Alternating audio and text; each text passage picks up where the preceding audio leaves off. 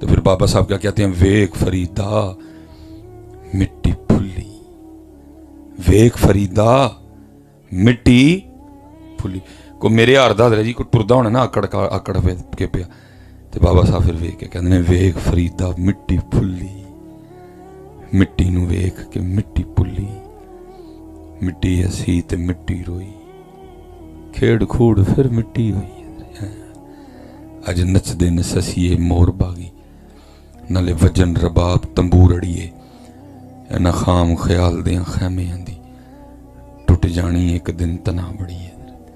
फिर मियां मोहम्मद बख्श साहब भी बोले, फरमाते हैं, लोए लोए पर लै कुड़िए, जे तुद भांडा परना, शाम पई बिन शाम मुहम्मद ते कर जांदी ने डरना।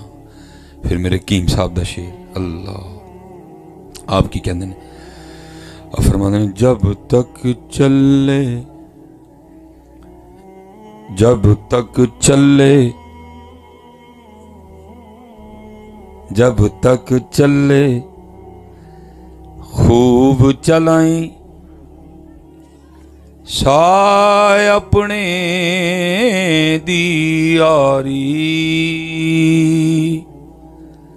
जब तक चले खूब चलाई, साय अपने दी यारी,